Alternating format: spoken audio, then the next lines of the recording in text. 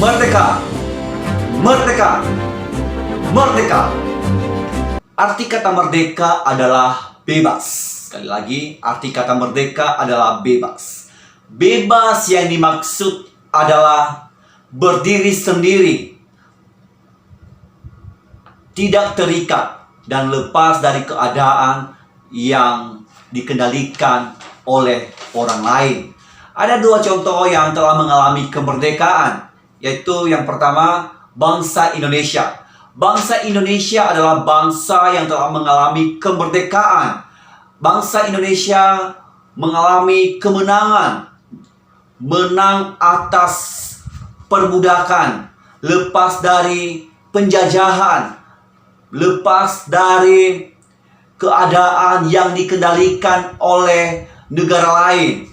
Dan luar biasanya lagi, Indonesia merebut tanah air Indonesia. Contoh yang kedua adalah umat pilihan Allah. Kita tahu dalam Alkitab dalam Perjanjian Lama, umat pilihan Allah adalah bangsa Israel. Bangsa Israel pada masa itu pernah mengalami penjajahan, pernah mengalami perbudakan, pernah mengalami penyiksaan, pernah mengalami penderitaan di tanah Mesir pada saat itu. Tetapi bangsa Israel mengalami kebebasan, mengalami kemenangan, sehingga mereka keluar dari tanah Mesir. Tuhan Allah mengeluarkan mereka dari tanah Mesir melalui Musa, Nabi Musa pada saat itu, dan pergi ke tanah perjanjian, yaitu tanah yang dijanjikan oleh Tuhan Allah. Jadi yang akan menjadi tema renungan singkat kita pada siang hari ini adalah mengalami kemenangan di dalam Kristus. Mengalami kemenangan di dalam Kristus. Apakah Anda sudah mengalami kemenangan di dalam Kristus? Ingat bahwa di luar Kristus tidak ada kemenangan. Di luar Kristus tidak ada keselamatan. Justru di luar Kristus kita mengalami kebinasaan. Kita mengalami kebinasaan ketika kita di luar Kristus. Sekali lagi, yang akan menjadi tema renungan singkat kita pada siang hari ini adalah mengalami kemenangan di dalam Kristus. Kalau kita merenungkan pengorbanan Tuhan Yesus Kristus di atas kayu salib, Yesus Kristus mati di atas kayu salib. Itu apa? Itu adalah bukti bahwa Ia mencintai saya dan saudara. Bukti bahwa Allah mengasihi saya dan saudara, sehingga lewat pengorbanan itu Yesus Kristus menyelamatkan kita dari penghukuman dosa. Sebenarnya kita yang dihukumkan di atas kayu salib. Kita sebenarnya yang menerima ganjaran dari atas dosa-dosa kita. Tetapi Yesus Kristus mewakili kita di atas kayu salib, sehingga kita dilepaskan dari belenggu dosa, sehingga kita tidak dibinasakan, supaya kita tidak dibinasakan, sehingga di dalam Kristus nanti bertobat dan percaya kepada Yesus Kristus, maka kebinasaan tidak akan menimpa kita. Jadi mengalami kemenangan dan tidak mengalami kebinasaan itu, tentu yang kita lakukan adalah bertobat dan percaya kepada Yesus Kristus, Sang Pemberi anugerah, Sang Pemberi anugerah keselamatan secara cuma-cuma untuk saya dan saudari, untuk saya dan saudara-saudari. Jadi kalau Anda tidak respon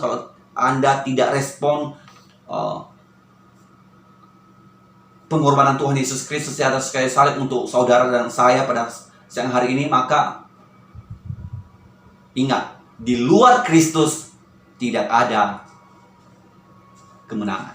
Saya mengajak saudara-saudari membuka Alkitabnya dari 1 Korintus pasal 15. 1 Korintus pasal 15 ayat 27 sampai ayatnya yang ke-58. Sekali lagi 1 Korintus pasal 15 ayat 57 sampai ayatnya yang ke-58. Saya akan bacakan untuk kita, pada siang hari ini. Tetapi syukur kepada Allah yang telah memberikan kepada kita kemenangan oleh Yesus Kristus Tuhan kita. Karena itu, saudara-saudaraku yang kekasih, berdirilah teguh, jangan goyah, dan giatlah selalu dalam pekerjaan Tuhan. Sebab kamu tahu bahwa dalam persekutuan dengan Tuhan, jerih payahmu tidak sia-sia. Sekali lagi, ayat 57. Tetapi syukur kepada Allah yang telah memberikan kepada kita kemenangan oleh Yesus Kristus Tuhan kita. Karena kita itu, saudara-saudaraku yang kekasih, berdirilah teguh, jangan goyah, dan giatlah selalu dalam pekerjaan Tuhan. Sebab kamu tahu bahwa dalam persekutuan dengan Tuhan, jerih payahmu tidak sia-sia. Mengalami kemenangan di dalam Kristus. Mengalami kemenangan di dalam Kristus. Jadi poin yang kita renungkan pada siang hari ini adalah ketika kita mengalami kemenangan di dalam Kristus, apa yang Anda lakukan? Apa yang saya dan saudara lakukan? Yaitu di sini Rasul Paulus mengatakan, ini kita akan merenungkan poin pertama ini adalah ucapan syukur, mengucapkan syukur atas kemenangan. Rasul Paulus menyampaikan kepada jemaat Korintus ini, dia mengatakan syukur. Di ayat 57, syukur kepada Allah yang telah memberikan kepada kita kemenangan oleh Yesus Kristus Tuhan kita. Jadi kita perlu mengucap syukur atas kemenangan, kemenangan yang diberikan Allah kepada kita. Karena kenapa? Tanpa kemenangan, tanpa kebangkitan Yesus Kristus di atas kayu salib, maka apa yang Anda lakukan saat ini? Mungkin Anda begitu semangat dalam pelayanan, mungkin Anda begitu beriman kepada Yesus Kristus, tetapi tanpa kemenangan, maka iman saya dan saudara sia-sia. Tetapi mengalami kemenangan di dalam Kristus, jelas-jelas di sini Tuhan Allah memberikan kemenangan itu kepada kita oleh Yesus Kristus Tuhan kita. Dan itu yang perlu kita syukuri atas pemberian Allah kepada kita. Dia memberikan anugerah keselamatan itu kepada kita secara cuma-cuma. Dia mengorbankan anaknya yang tunggal di atas kayu salib, mati di atas kayu salib. Dia mengorbankan dirinya di atas kayu salib. Demi apa? Menebus dosa-dosa kita yang seharusnya kita yang dihukumkan di atas kayu salib. Tetapi karena Dia begitu mengasihi saya dan saudara, mencintai saya dan saudara, maka Ia mewakili kita di atas kayu salib itu. Dan apa yang Tuhan Yesus lakukan, pengorbanan Tuhan Yesus lakukan, Dia menang, Dia mengalahkan maut. Ketika engkau bertobat dan percaya atas itu, maka Anda harus bersyukur atas anugerah keselamatan itu. Karena tanpa pengorbanan, tanpa Yesus, kita akan binasa. Poin yang kedua, Bapak Ibu Saudara-saudari sekalian, yang akan kita renungkan pada siang hari ini, yaitu Di poin pertama adalah mengucap syukur atas kemenangan. Sekarang mengucapkan syukur atas kemenangan, tetapi disertai dengan tindakan. Ucapan syukur disertai tindakan. Maksudnya mengucap syukur, tapi disertai dengan tindakan. Di sini di ayat 58 Rasul Paulus mengatakan di suratnya kepada jemaat Korintus ini, dia mengatakan, karena itu saudara-saudaraku yang kekasih, berdirilah teguh. Itulah yang kita lakukan ketika kita mengucapkan syukur. Apa yang tindakan yang kita lakukan adalah berdirilah teguh. Kita harus kokoh iman kita, ya, ketika kita berpegang kepada Yesus Kristus, mengakui bahwa Yesus Kristus adalah juru selamat satu-satunya, maka harus Anda berpegang teguh. Jangan goyah, jangan diombang-ambingkan oleh pengajaran lain, jangan dihasut. Oh, jangan percaya kepada Yesus Kristus. Yesus bukanlah Tuhan. Jangan, tetapi jelas-jelas firman Tuhan mengatakan bahwa keselamatan itu disediakan oleh Tuhan, diberikan untuk kita. Ya, berikan itu kepada kita, kepada umat manusia secara cuma-cuma. Dan apa yang Anda lakukan saat ini ketika engkau mendengar, apakah engkau merespon dengan baik, apakah engkau menerima Yesus Kristus dalam hidupmu dan bertobat dan percaya kepada Dia? Ingat bahwa tanpa Yesus Kristus dalam hidup kita, kita akan binasa. Karena renungan kita pada siang ini adalah temanya mengalami kemenangan di dalam Kristus. Kita harus teguh karena Injil, ya, Injil Yesus Kristus bukanlah main-main, tidaklah main-main. Injil Yesus Kristus adalah kekuatan Allah. Injil Yesus Kristus begitu serius, sangat penting. Dan Injil Yesus Kristus perlu disebarluaskan supaya kabar keselamatan ini dapat didengar semua orang. Karena di bagian berikutnya di sini di ayat 58 di sini, giatlah selalu dalam pekerjaan Tuhan. Ketika engkau hamba Tuhan, ketika ada tanggung jawab yang mengemban dalam diri saudara, saudari, lakukanlah dengan giat, jangan loyo. Mari semangat melayani Tuhan. Mari semangat melayani Tuhan. Melayani Tuhan dengan sepenuh hati. Mari miliki semangat yang berkobar-kobar dalam pelayanan Tuhan, dalam pekerjaan Tuhan. Karena Rasul Paulus memberikan pesan ini kepada jemaat Korintus ini supaya giat dalam pekerjaan Tuhan. Melayani Tuhan dengan sepenuh hati, penuh tanggung jawab. Melayani Tuhan dengan sukacita. Jangan melayani Tuhan dengan bersungut-sungut. Berarti kalau Anda melayani Tuhan dengan sungut-sungut, berarti ada sesuatu yang tidak baik. Ada sesuatu hal yang perlu diperbaiki dalam diri saudara-saudari. Mungkin motivasi mungkin perlu dibimbing, perlu memerlukan bimbingan dalam hal melayani Tuhan.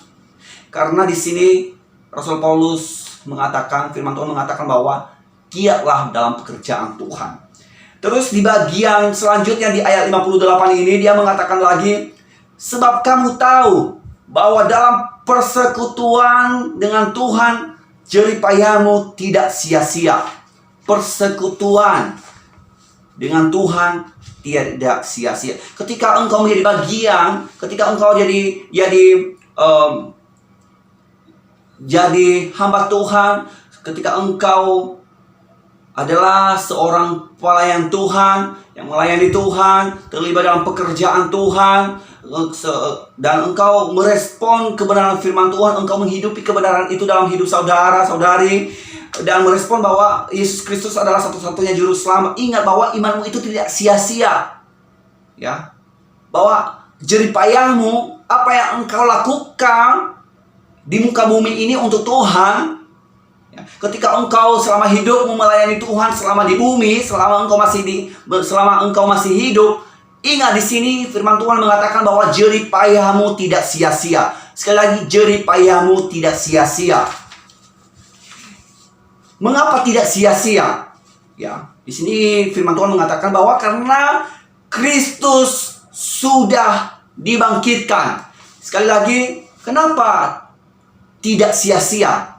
Ya, apa yang kau lakukan di muka bumi ini, begitu engkau giat dalam pekerjaan Tuhan, begitu semangatmu, begitu berkorban-korban dalam pelayanan Tuhan, begitu imanmu kokoh teguh di dalam Tuhan sampai Maranatha, imanmu kepada Yesus Kristus sampai Maranatha, maka jeripayahmu dalam memperjuangkan imanmu tidaklah sia-sia. Sekali lagi, dalam memperjuangkan imanmu kepada Tuhan, atau Anda begitu berkorban-korban dalam pelayanan selama engkau masih hidup di muka bumi ini, maka firman Tuhan mengatakan bahwa jeripayahmu tidak sia-sia. Mungkin Anda sangat menderita dalam pelayanan, mungkin Anda banyak tantangan yang Anda alami dalam pelayanan, banyak masalah yang Anda alami dalam pelayanan, dalam pemberitaan Injil. Ingat bahwa sekali lagi, jeripayahmu tidak sia-sia. Mengapa tidak sia-sia sekali lagi? Karena Kristus sudah dibangkitkan. Karena kenapa? Jika Kristus dibangkitkan, apa yang Anda lakukan, semangat apa yang Anda miliki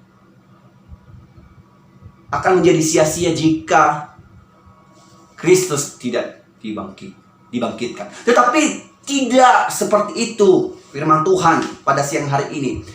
Kristus sudah dibangkitkan. Kristus sudah menang. Kristus sudah bangkit dari antara orang mati naik ke surga. Kristus telah mengalahkan maut, telah membebaskan kita umat manusia dari hukuman dosa. Luar biasa. Mengalami kemenangan di dalam Kristus. Kita harus merespon dengan baik semua pengorbanan Tuhan, semua kebaikan Tuhan, kasih Tuhan dalam hidup kita, anugerah keselamatan yang Tuhan berikan kepada kita secara cuma-cuma.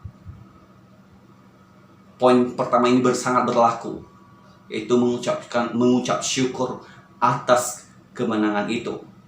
Dan kedua, mengucapkan syukur dengan disertai tindakan. Semoga renungan singkat ini pada siang hari ini dapat membantu kita untuk semakin merenung, semakin diberi motivasi, diberi kekuatan untuk tetap teguh iman kita kepada Yesus Kristus. Ingat bahwa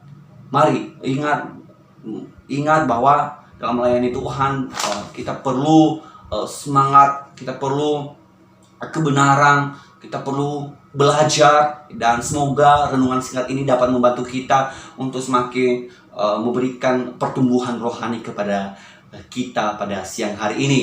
Saya Safari Mendova, selamat siang, Maranatha, Merdeka!